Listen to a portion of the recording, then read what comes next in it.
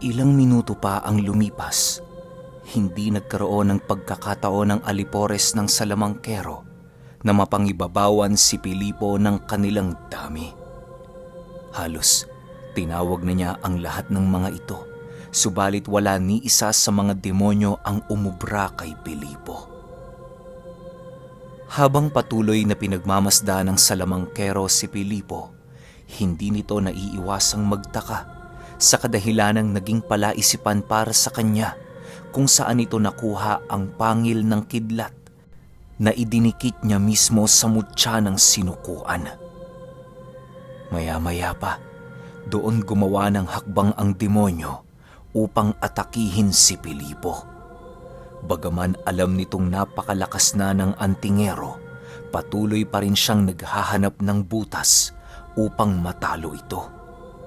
Ni minsan sa isipan ng salamangkero, hindi sumagi ang pagkatalo at pagsuko.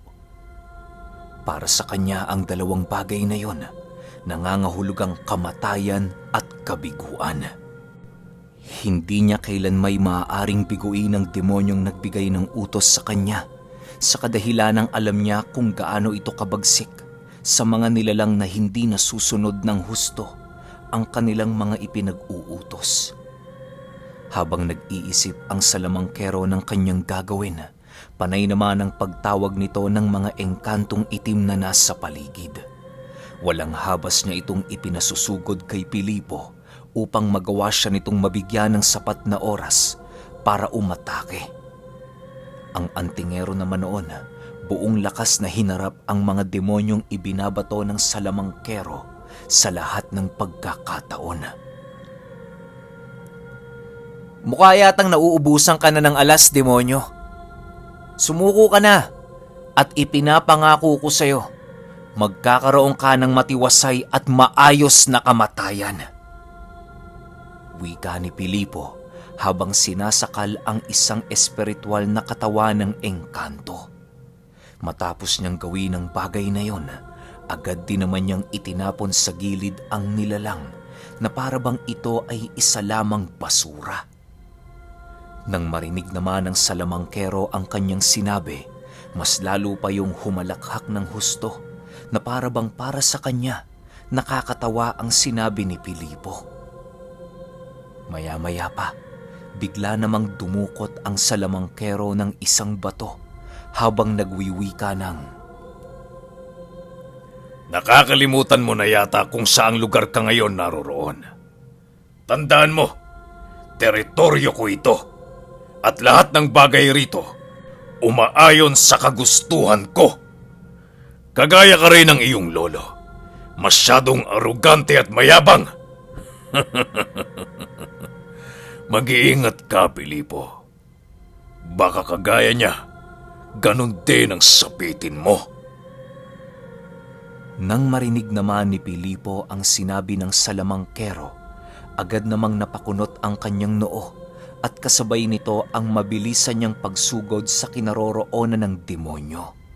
Sa pagtakbo ng antingero, kitang-kita ng benim at ng kurkur ang maladilubyong pagtakbo nito. Ang lahat ng mga pananim na kanyang nadaraanan, kusang namamatay at tumitilapon dahil sa lakas ng kanyang tangan.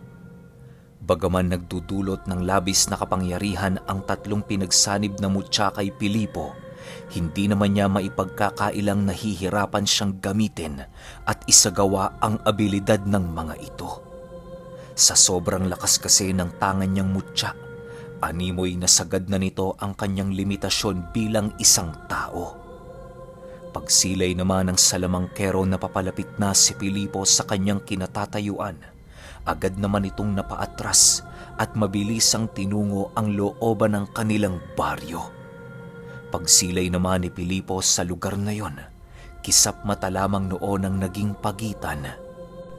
Nang tanggalin niya ang ritual na ginawa ng salamangkero sa pagkukubli ng kanilang baryo, doon bumungad sa kanyang mga mata ang pinakapangunahing baryo ng mga aswang na labis na nagbibigay takot sa buong lugar ng tinapian at mga karatig baryo nito. Paglalarawan ni Pilipo sa lugar na yon, Napakarami doong mga kalansay at bungo ng tao na nagsisilbing palamuti sa buong baryo. Animoy mga dekorasyon lamang ang mga ito, gawa ng isinabit yon sa kabuoang baryo ng mga aswang. Halos hindi rin mabilang ang mga matatalas na tipak ng kahoy sa lugar na yon na maaaring nagsisilbing paunang depensa ng mga aswang laban sa mga nilalang na hindi nila inaasahang mapapadpad sa kanilang lugar.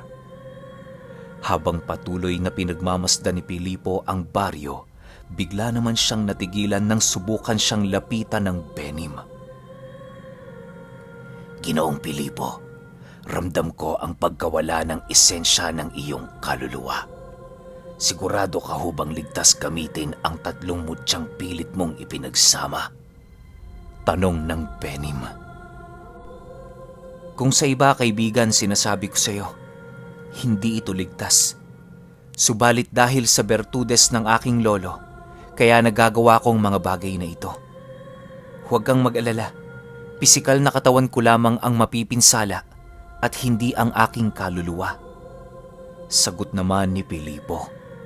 Matapos nitong makapagsalita, agad din naman itong sumugod papaloob sa baryo upang tapusin ang kanilang duelo ng salamangkero. Paglapit niya sa mga nagsisitalasang bakod ng mga ito, mabilisan naman niya itong pinagbubunot hanggang sa wala nang matira kahit isa. Pagpasok niya sa baryo, agad naman siyang natigilan sa kanyang paglalakad nang maramdaman niyang tuluyang ikinubli ng salamangkero ang kanyang presensya. Kahit anong pagramdam noon ang gawin niya, tila ba tuluyan na itong naglaho na parang bula. Bagamat hindi ito nararamdaman ni Pilipo, sigurado siyang hindi pa nakakaalis sa lugar na yon ang demonyo. Upang makuha ang presensya nito, ninais niyang sirain ang lahat ng mga nakatayong kubo sa lugar na yon habang patuloy na minamaliit at sinisindak ang dyablo. Subalit kahit ilang ulit man niya itong gawin, tila ba naging pipi at bingi ang salamangkero. Ilang minuto pa ang lumipas, wala nang nagawa noon si Pilipo kung hindi ang maupo sa gitna ng baryo habang patuloy na pinakikiramdaman ang mga demonyo. Pinalakad niya rin sa lupa noon ang mga anino ng puno nang sa gayoy harapin ang kasalukuyang pinagtataguan ng kanyang kalaban. Ilang minuto pa ang lumipas, bigla namang iminulat ni Pilipo ang kanyang mga mata nang masipat niya ang paglabas ng salamangkero sa silid na hindi gaanong kalayuan sa kanyang kinaroroonan. Sa puntong yon, dahan-dahan na siyang tumayo upang mapag-aralan ang mga bagay na kinuha ng salamangkero. Pasensya na sa paghihintay, Pilipo. Kinakailangan ko lang makuha ang mga bagay na kinakailangan ko para maumpisahan na natin ang ating totoong laban. Humanda ka. Ikakagulat mo ang mga bagay na ipapakita ko sa iyo. Wika ng salamangkero. Kasabay ng pagwika nito ay siya namang mabilisan niyang pagdukot ng punyal na nakatago sa kanyang kasuotan. Dahan-dahan niya itong itinaas sa ere at mabilisang itinarak sa kanyang dibdib. Habang patuloy na bumubulwak ang napakaitim na dugo nito sa kanyang katawan, panay naman ang pagngisi nito kay Pilipo habang dahan-dahang napapaluhod sa kanyang kinatatayuan. Rinig na rinig niya din noon ang paglalim ng boses nito at ang pagkawala ng hininga ng salamangkero. Manood ka, antingero. Ipapakita ko sa iyo ang takot na ni minsan sa buong buhay mo ay hindi mo pa naramdaman. Wika ng nilalang habang patuloy na napapadapa sa lupa. Ilang minuto pa ang lumipas, tuluyan na nga itong binawian ng buhay at kasabay nito ang abnormal na paggalaw ng katawan ng demonyo. Alam ni Pilipong may isinasagawa yung ritual kung kaya't mas lalo niya pang pinag-igihan ang pagmamasid at pakikiramdam sa nilalang. Maya-maya pa, Laking gulat na lamang niya nang masipat niya ang pag-ahon ng isang kulay itim. Nalikha sa bawat dugong umaagos sa katawan ng salamangkero.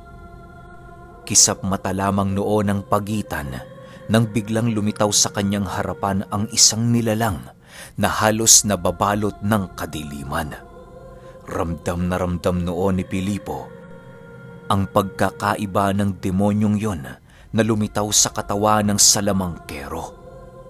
Paglalarawan niya sa nilalang, literal na nababalot ito ng kadiliman na nagkaroon ng wangis ng isang demonyo. Meron itong maliliit na 4 na pakpak at meron itong naninilaw na mga mata. May ikatlong mata din ng demonyong yon at meron itong matatalas na mga pangil at daliri. May nakausli din itong 2 sungay sa noo na merong matutulis na mga dulo. Matapos itong masilayan ni Pilipo, dahan-dahan naman siyang napatayo sa kanyang kinaroroonan at kasabay nito ang pag-atras niya ng bahagya sa nilalang.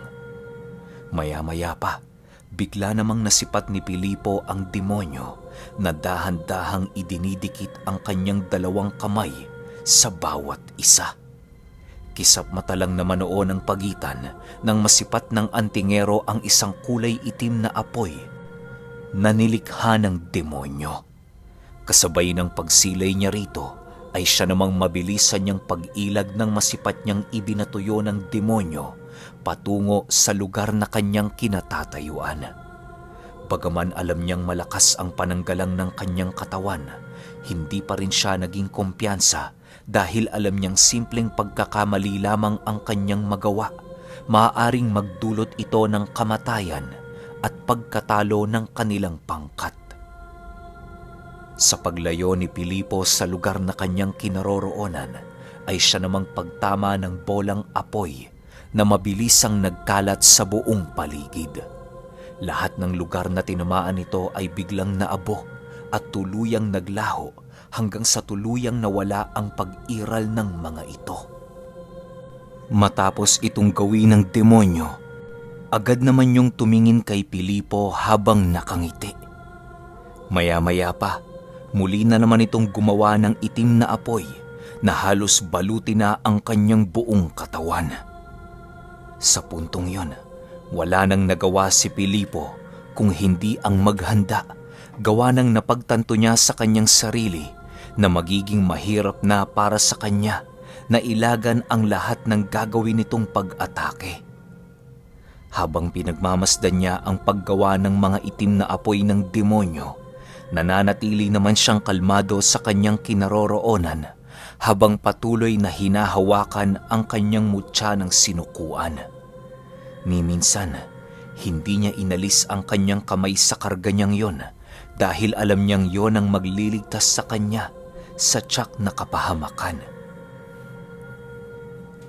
Habang patuloy na nakikipaglaban noon si Pilipo sa demonyo, wala namang nagawa noon ng Benim at ang Kurkur kung hindi ang magmasid sa paligid habang maiging binabantayan ng antingero laban sa mga aswang na maaaring makialam sa duelo.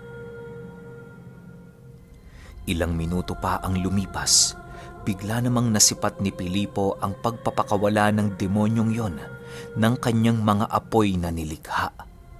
Halos mandilim na noon ang buong paligid dahil sa dami ng apoy na pinakawalan nito. Habang mabilis ang naglalakbay ang mga apoy na yon papalapit sa kanyang kinaroroonan, agad namang lumusob ang dyablo sa pagbabakasakaling magagawa na nitong mapatay ang antingero. Nang masipat naman ni Pilipo ang ginawa nito, nanatiling nakatayo lang naman siya sa kanyang kinaroroonan habang mahigpit na hinahawakan ang kanyang mutya. Paglapat ng mga bolang apoy sa kanyang katawan, laking gulat na lamang ng demonyo nang masipat niyang ni hindi man lang nagalusan si Pilipo.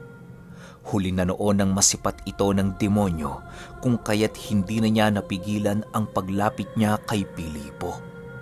Paghawak ng antingero sa kanyang leeg, halos hindi magkamayaw sa pagsigaw ang nilalang dahil sa higpit ng pagkakahawak ng antingero.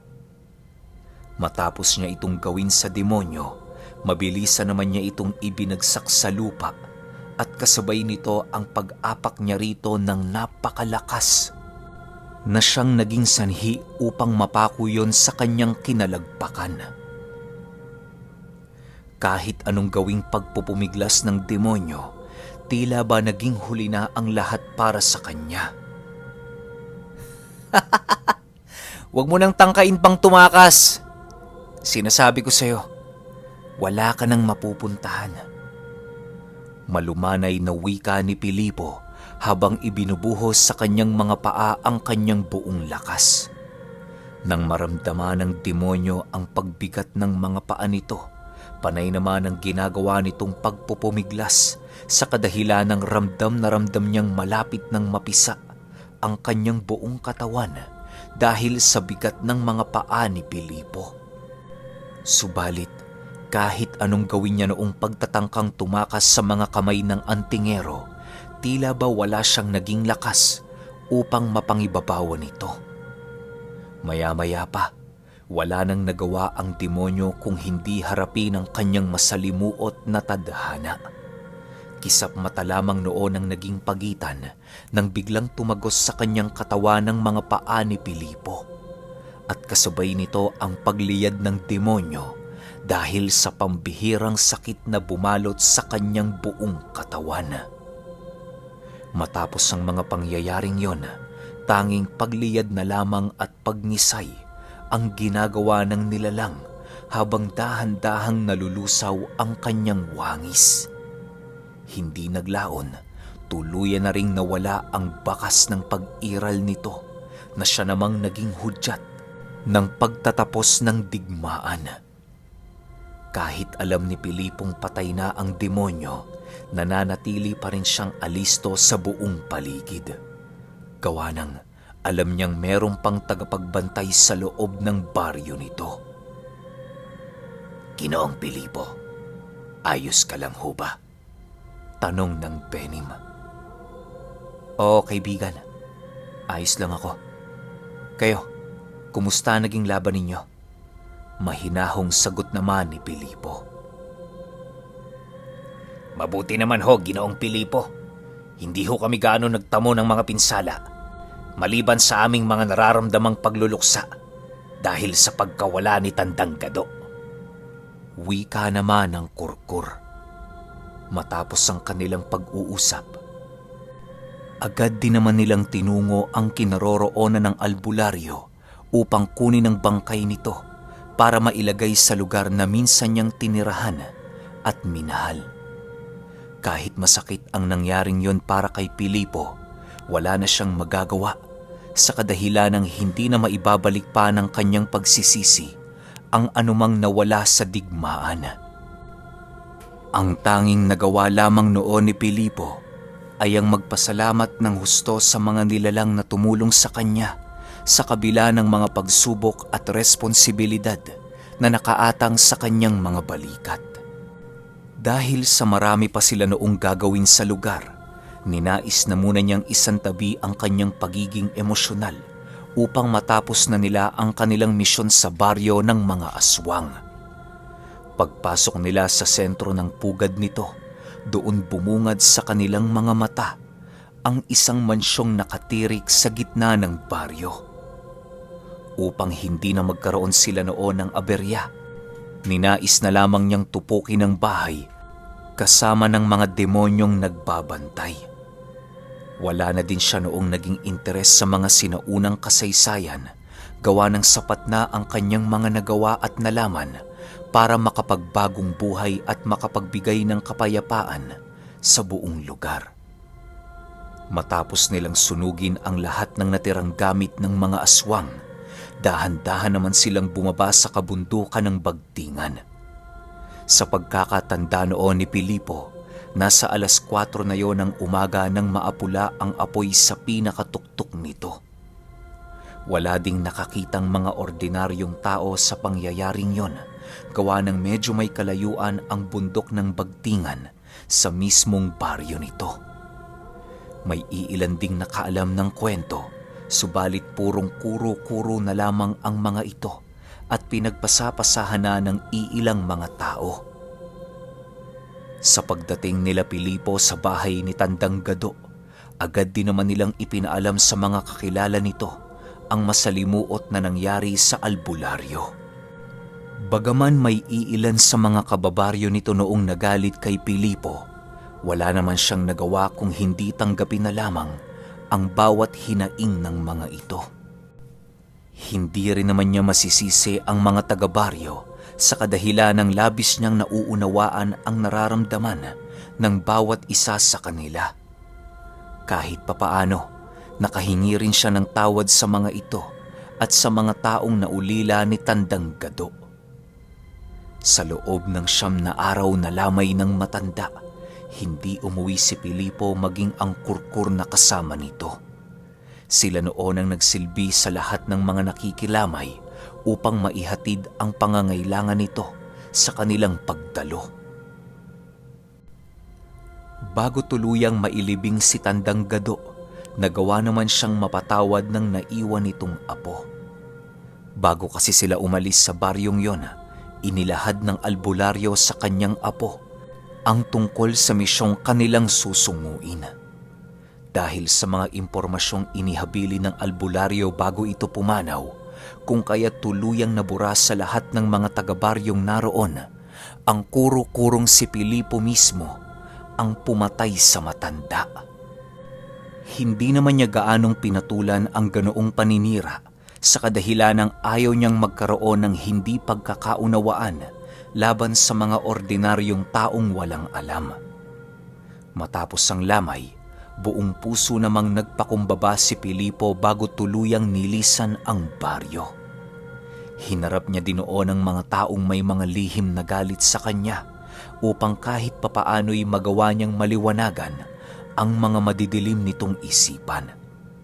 Nang maisaayos na niya ang sigalot na kanyang kinakaharap sa baryo, agad din naman niyang nilisan ang lugar ni Tandang Gado at mabilisang binagtas ang daan patungo sa kanyang tahanan. Kahit napakarami na ng mga nangyaring nakakapanlumo sa paglalakbay ni Pilipo, naging masaya naman siya kahit papaano, gawa ng nagbunga ang lahat ng kanilang paghihirap at sakripisyo. Pagdating niya sa lugar ng tinapian, halos liparin na niya ang daan, marating lamang ng lalong madaling panahon ng kanilang tahanan. Pagsilay niya sa kanyang Lola Maria, dali-dali naman niya itong hinagkan habang patuloy na umiiyak. Ang unang lumabas noon na kataga sa mga bibig ni Pilipo ay ang tungkol sa pagkawala ni Lolo Ruben at ng isa niyang naging kaibigang albularyo.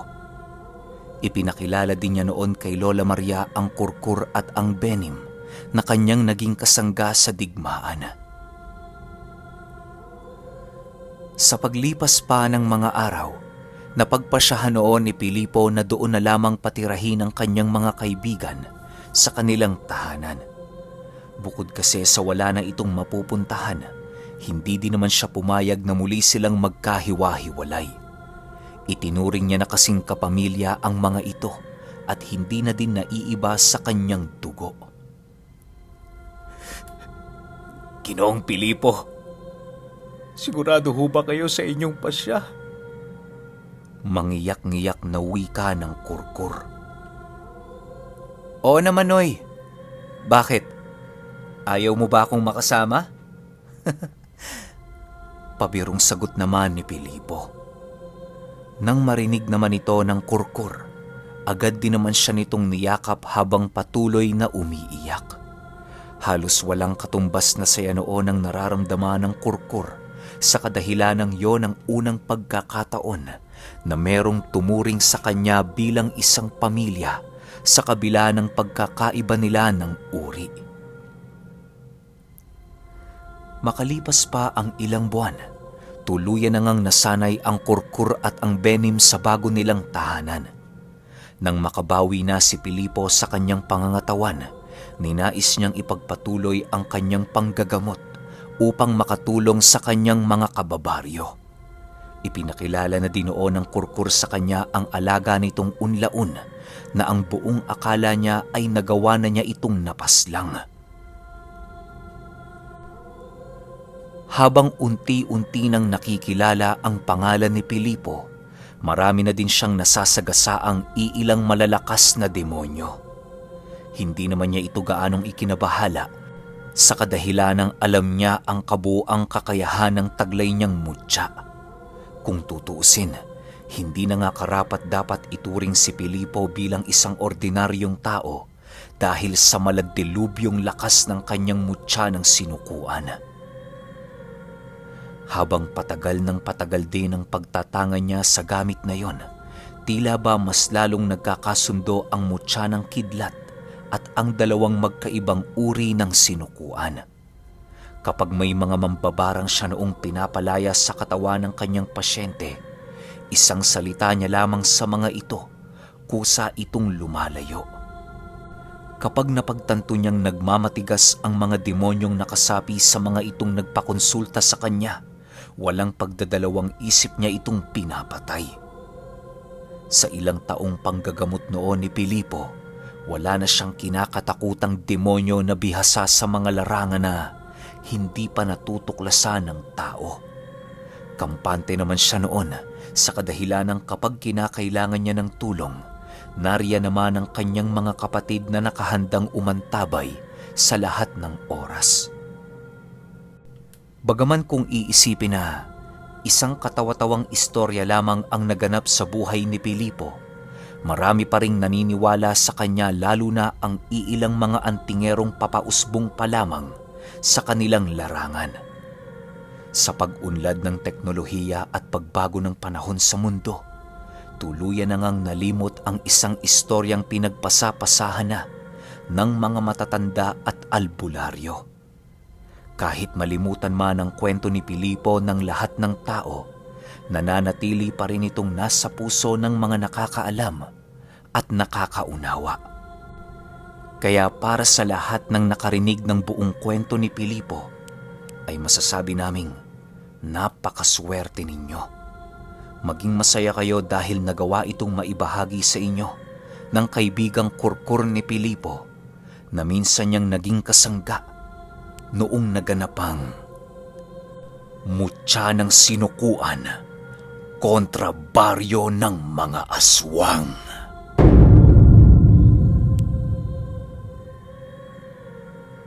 Okay, grabe sobrang angas nung ending.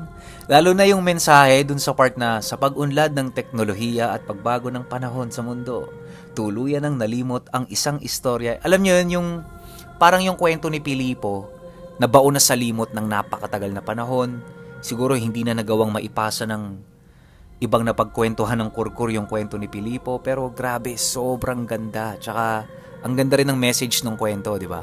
Na kahit magkaiba kayo ng lahi, for example na lang Christian at Muslim, na pwede kayo maging magkaibigan, di ba? Na labas kung ano yung relihiyon ninyo, kung ano yung paniniwala ninyo, yung kung ano lang kayo, kung ano kayo bilang isang tao, di ba? Ang ganda lang eh, pero yun na nga, ending medyo nakakalungkot. Kaya wala na tayong maririnig na kwento. Sayang lang kasi wala nang ibang nasundot na kwento eh. Maganda sana yung silang tatlo na yung magkakasama, di ba? Si Pilipo, yung Kurkur, tsaka yung Benim. Kaso wala na tayong ganong kwento eh. Pero ayos lang.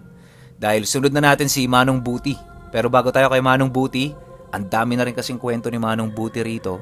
Maglapag muna tayo ng isang kwento na one hit muna para medyo relax tayo ng konti. Kasi galing tayo sa isang malupit na series tapos tatawid na naman tayo sa isang malupit na series, di ba? So, pahinga muna tayo kahit isa, dalawang kwento, di ba? Para pang-refresh lang. Pero yun nga, pa-comment naman ako ng maraming salamat Pilipo para sa kwento niya to. Para sa kwento niya na ito. Yun lang. Hanggang sa susunod na kwento. Salamat.